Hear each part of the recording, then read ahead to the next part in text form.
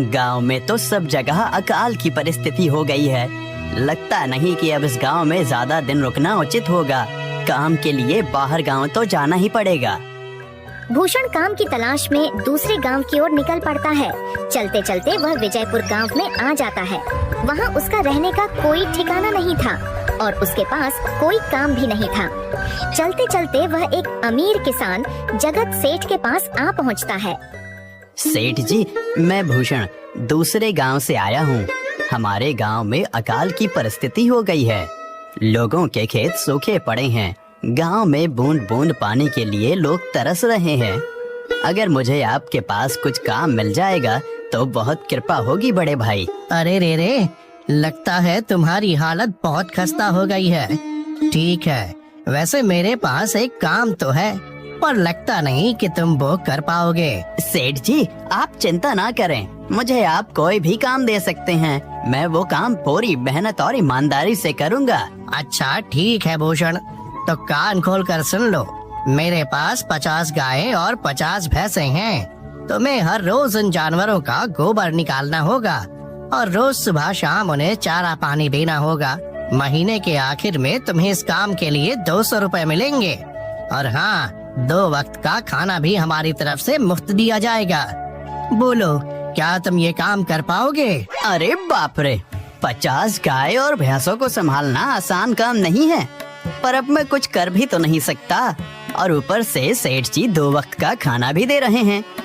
ठीक है सेठ जी, मैं ये काम कर लूँगा, पर एक विनती है। हाँ बोलो भूषण, क्या बात है? सेठ जी, अगर आपको समस्या ना हो तो क्या मैं आपके गायों के साथ गौशाला में रह सकता हूँ? सेठ जी, मैं इस गांव में नया हूँ, मेरा रहने का कोई ठिकाना नहीं है। जग्गा सेठ थोड़ी देर तक सोचता है और भूषण को ऊपर से नीचे तक देखने के बाद उससे कहता है, ठीक है भूषण, तुम गौशाला में रह सकते हो। जी धन्यवाद सेठ जी। तब से भूषण गौशाला में रहकर अपना काम करने लगता है। वह रोज जल्दी उठकर गाय और भैंसों का गोबर निकालता, उन्हें चारा डालता और समय पर पानी भी पिलाता था। हर रोज भूषण अपना काम ईमानदारी और पूरी मेहनत से करता था। जगत सेठ को भी भूषण का काम बहुत पसंद आने लगा, क्योंकि वह अपना काम सफाई से करता था। एक दिन जगत सेठ भूषण को बुलाकर उससे बोलता है, भूषण, मुझे तुम्हारा काम बहुत पसंद आया है। तुम गाय और भैंसों का अच्छा ख्याल रख रहे हो, इसलिए दूध की गुणवत्ता भी बढ़ गई है और गायें पहले से ज्यादा दूध भी दे रही हैं। इसलिए मैं आज से तुम्हारी तनख्वाह बढ़ाकर पूरे 400 रुपए कर रहा हूँ।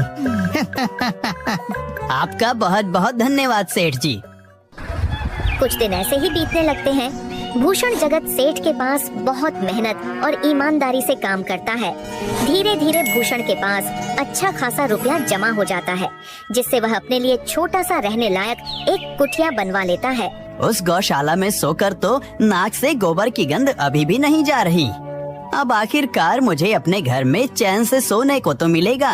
तब से भूषण जगत सेठ के पास गौशाला में काम करने आता और 2 वक्त का खाना खाकर अपने घर सोने के लिए चला जाता था। कई साल ऐसे ही बीत जाते हैं। भूषण की मेहनत के कारण उसके पास अच्छा खासा रुपया जमा हो जाता है। एक दिन भूषण जगत सेठ से बोलता है, सेठ जी, आजकल गांव में चोरी की समस्या बहुत बढ़ गई है और मेरे पास कुछ रुपए भी जमा हैं जो मैंने अपने घर में रखे हुए हैं, पर मुझे उन पैसों की चोरी की चिंता हो रही है। आपको तो पता है कि मैं दिन भर आपके पास ही काम करता हूँ और सिर्फ रात में ही घर सोने जाता हूँ, इसलिए मुझे रोज उन पैसों की चोरी की चिंता सताती है। हाँ भूषण, तुम बात तो बिल्कुल सही कह रहे हो। आए दिन गांव में नए नए चोरी के किस्से सामने आ रहे हैं और दिन भर तो तुम्हारा घर खाली ही रहता है, तो चोरी होने की संभावना तो जरूर है। जगत सेठ थोड़ी देर सोचता है और फिर भूषण से कहता है, देखो भूषण, ऐसे समय में तो गांव में एक ही जगह है जहां पर तुम्हारा धन सुरक्षित रह सकता है, और वो है जमींदार का घर। क्या जमींदार का घर? हाँ भूषण, इस गांव के जमींदार बहुत ईमानदार और दयालु हैं। ऐसा मैंने कुछ लोगों से सुना है और उनके घर पर बहुत सारे पहरेदार भी हैं, तो चोरी होने की संभावना बहुत कम है। तुम अपने पैसे उनके पास रख सकते हो। अच्छा ठीक है, फिर आज ही मैं जमींदार जी से मिलकर बात करता हूँ और उन्हें अपनी समस्या बताता हूँ। उस दिन भूषण जमींदार जी के घर उनसे बात करने जाता है। ए टुंडको, कहाँ अंदर आए जा रहे हो? वहीं रुक जाओ। जी जी, मुझे जमींदार जी से मिलना है। मुझे उनसे कुछ काम है। क्या काम है तुमको उनसे? मुझे जरा बताओ। जी, मुझे कुछ पैसे रखवाने थे उनके पास, यही काम के लिए आया था मैं। अच्छा ठीक है, तुम अंदर जा सकते हो। नमस्ते जमींदार जी, मैं भूषण जगत सेठ के यहाँ काम करता हूँ। कुछ साल पहले ही मैं दूसरे गांव से यहाँ आया हूँ। अच्छा भूषण, बोलो तुम्हारा क्या काम है मेरे पास? जमींदार जी, मैं सालों से जगत सेठ के पास काम कर रहा हूँ और मैंने कुछ रुपए भी जमा कर लिए हैं। पर बात यह है कि गांव में चोरी की समस्या बहुत बढ़ गई है, तो मुझे अपने रुपए घर में रखने से डर लग रहा है। अच्छा, कितने रुपए जमा किए हैं तुमने? जमींदार जी, यही कोई 5 से 6 हजार रुपए होंगे मेरे पास। वाह, ये तो बड़ी रकम है। मैंने आपकी ईमानदारी के बारे में लोगों से बहुत सुना है, इसलिए मैं अपनी रकम आपके पास कुछ वक्त के लिए रखने आया हूँ। हाँ भूषण, तुमने बिल्कुल सही सुना है। तुम्हारी रकम मेरे पास पूरी तरह से सुरक्षित रहेगी। तुम अब चिंता ही छोड़ दो, मैं सब देख लूँगा। भूषण अपने पैसों की थैली जमींदार को दे देता है। ये पूरे 5,800 रुपए हैं, आप गिनकर देख लीजिए। गिनने की क्या जरूरत है? तुम तो जगत सेठ के आदमी हो, मुझे तुम पर पूरा विश्वास है। जमींदार जी, आपका बहुत बहुत धन्यवाद।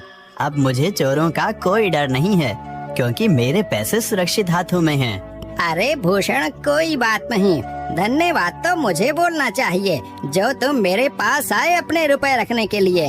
भूषण अपने पैसे जमींदार को देकर अपने घर चला जाता है।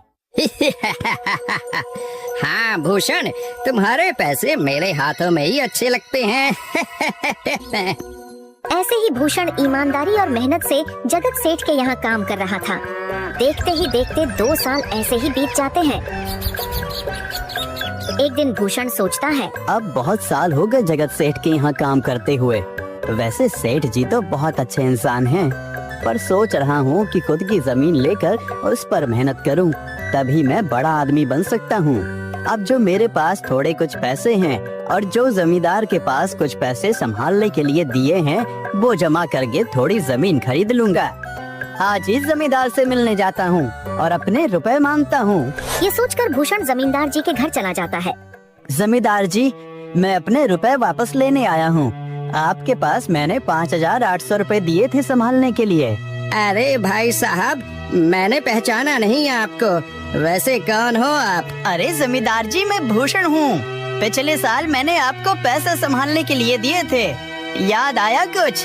अरे भाई साहब, मेरे पास कितने सारे लोग आते जाते हैं पैसे रखने के लिए, और सभी के साथ मेरा अच्छा व्यवहार होता है। वैसे आपके पास कोई कागजात हैं क्या? क्योंकि मैं हर व्यक्ति से कागज पर ही व्यवहार करता हूँ। किसने कितने पैसे दिए, किसके कितने पैसे रखे हैं, सबका व्यवहार रहता है मेरे पास। जमींदार जी, ये आप क्या बात कर रहे हैं? आपकी ईमानदारी देखकर ही मैंने आपको पैसे दिए थे संभालने के लिए, और आप अब ऐसी बातें कर रहे हैं। कृपया करके मेरे पैसे मुझे वापस कीजिए। हाँ भूषण, मैं ईमानदारी से ही काम करता हूँ, इसलिए तो तुमसे मैं डॉक्यूमेंट्स मांग रहा हूँ। क्या तुम्हें पता नहीं, जब तुम किसी से पैसों का व्यवहार करते हो तो तुम्हें स्टाम्प पेपर पर लिख कर देना पड़ता है। तुम किसी से भी पूछ सकते हो। नहीं जमींदार जी, मैं आपके पैर पड़ता हूँ, कृपया करके मेरे रुपए मुझे दे दीजिए। बड़ी मेहनत से मैंने वो पैसे जमा किए थे, मुझ पर ऐसा अन्याय ना करें। अरे क्या ये झूठ मूठ का रोना धोना लगाया है? लगता है तुम ढोंगी हो और मेरी ईमानदारी और भोलेपन का फायदा उठाकर मुझसे ये रुपए लेने आए हो। रुक, तुझे अभी सबक सिखाता हूँ। जमींदार अपने आदमियों को बुलाकर भूषण की पिटाई करने को कहता है। इसे तब तक मारो जब तक ये बेहोश ना हो जाए। इस 2 कौड़ी के आदमी ने मेरी ईमानदारी पर सवाल उठाया है, इसे छोड़ना मत। जमींदार के आदमी भूषण को डंडे से खूब मारते हैं। फिर भूषण दुखी होकर अपने घर चला जाता है। भूषण के शरीर पर घाव के निशान स्पष्ट दिखाई दे रहे थे। 2 दिन से भूषण घाव के दर्द के कारण जगत सेठ के घर काम के लिए नहीं जा पाता है, इसलिए अगले दिन जगत सेठ भूषण के पास आ जाते हैं। वह देखते हैं कि भूषण खाट पर सो रहा है और वह बड़ा ही चिंता में नजर आ रहा है। भूषण भाई, तुम 2 दिन काम पर नहीं आए, क्या हुआ भाई? तबीयत ठीक है ना तुम्हारी? कुछ समस्या है क्या? अरे सेठ जी, आप खुद यहाँ आए हो, आप खबर भिजवाते तो मैं खुद चला आता। अरे भूषण, कोई बात नहीं। तुम्हें देखकर लगता है तुम बीमार हो। क्या हुआ है तुम्हें? जगत सेठ, क्या बताऊं, जिस जमींदार के पास पिछले साल मैंने अपने पैसे संभालने को दिए थे, वो आज मुझे पैसे वापस नहीं करना चाहता। वो बहुत लालची इंसान है, वो लोगों को ठग रहा है। और जब मैंने बाद में गिड़गिड़ाना शुरू किया तो उसने डंडे से मार मार कर मेरी पिटाई करवा दी और मुझे वहाँ से धक्के मार कर निकाल दिया। अरे बाप रे, ये तो बड़ा ही गंभीर विषय है। मैंने तो जमींदार के बारे में अच्छा ही सुना था, पर मुझे भी नहीं पता था कि वो इंसान इतना गिरा हुआ है। तभी मैं सोचूं, हर साल उसकी संपत्ति इतनी ज्यादा कैसे बढ़ रही है। मुझे माफ कर दो भूषण, मैंने ही तुम्हें जमींदार के पास जाने को बोला था। गलती तो मेरी भी है। नहीं जगत सेठ, आप तो मेरा अच्छा ही सोच रहे थे। ये तो उस जमींदार का लालच है। अब लगता नहीं मेरे पैसे उस जमींदार से वापस मिलेंगे भी। भूषण, मेरे पास एक तरकीब है जिससे मैं तुम्हारे पैसे तुम्हें वापस दिला सकता हूँ। जगत सेठ भूषण के कान में सारी तरकीब बताता है। ठीक है सेठ जी, हे ऊपर वाले, ये तरकीब कामयाब होने दीजिए। अगले दिन जगत सेठ बहुत सारे पैसों को एक सूटकेस में भरकर खुद जमींदार के घर जाता है। अरे जगत सेठ, आज आप खुद यहाँ। बोलो भाई, इस गरीब के घर कैसे आना हुआ? हमारा तो ये सौभाग्य है कि आप जैसे धनी आदमी के चरण हमारे घर में लगे हैं। नमस्ते जमींदार जी। अरे जमींदार जी, आप तो मुझे अब लज्जित कर रहे हैं। वैसे मैं कुछ महीनों के लिए दूसरे राज्य में व्यापार करने जा रहा हूँ। मैं ये लगभग 50,000 रुपए लाया हूँ। मुझे डर है कि कहीं ये चोरी ना हो जाए। क्या आप मेरे सारे पैसे अपने पास संभाल कर रख सकते हैं? आपके सिवाय इस गांव में और किसी पर भरोसा नहीं कर सकता। अरे जगत सेठ, ये भी कोई पूछने की बात है? मेरे पास आपके पैसे बिल्कुल सुरक्षित रहेंगे। आप निश्चित होकर व्यापार करने जा सकते हैं। इस बार तो बड़ी मछली हाथ लगी है। बार बार ऐसा मौका नहीं मिलता। भारी माल हाथ में लगने वाला है। तभी वहाँ पर भूषण आ जाता है। अरे भूषण, तुम? अच्छा हुआ तुम आ गए। मैं तुम्हारे पास ही आने वाला था। मुझे माफ करना, उस दिन तुम्हें पहचान नहीं पाया। इतने सारे लोग मेरे पास आते हैं तो जरा परेशानी होती है, पर मैं अपनी बातों का बड़ा पक्का हूँ। हाँ रुको, मैं तुम्हारे सारे पैसे अभी देता हूँ। जमींदार भूषण के सारे पैसे उसे लौटा देता है। माफ करना भूषण, मेरे आदमियों ने तुम्हारे साथ उस दिन बदतमीजी की। मैं आज ही उनको काम से निकालता हूँ। भूषण बिना कुछ बोले वहाँ से चला जाता है। अरे क्या बात है जमींदार जी, आप तो अपने बातों के बहुत पक्के हैं। तो ठीक है, मैं अपने सारे पैसे आपके पास रख सकता हूँ। जगत सेठ इतना बोल ही रहा था कि तभी वहाँ जगत सेठ का नौकर आ जाता है। मालिक, अब आपको बाहर के राज्य में जाने की कोई जरूरत नहीं है। अभी अभी व्यापारियों का संदेश आया है और उसने कहा कि वो खुद हमारे गांव आ रहे हैं। अरे ये तो बहुत बढ़िया बात हुई। अब मुझे इतनी दूर नहीं जाना पड़ेगा। सुन रहे हो जमींदार जी, व्यापारी यहाँ आ रहे हैं। अब मुझे नहीं लगता कि ये पैसे आपके पास रखने का कोई मतलब होगा। चलो, आपका बहुत बहुत धन्यवाद। आपने इतनी ईमानदारी दिखाई मुझे। हाँ, पर अगली बार जरूर आपके पास ही आऊंगा। ऐसा बोलकर जगत सेठ और उसका नौकर वहाँ से अपने पैसे लेकर चले जाते हैं।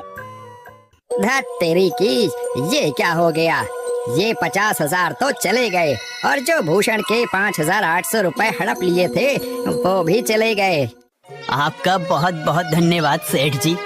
अगर आज आप ना होते तो मेरी सारी जमा पूंजी वो जमींदार हड़प लेता। भूषण, कोई बात नहीं। जो व्यक्ति मेहनत और ईमानदारी से कमाता है, ऊपर वाले उसका कभी बुरा नहीं होने देते, और जो हराम की कमाई का खाता है उसका कभी अच्छा नहीं होने देते।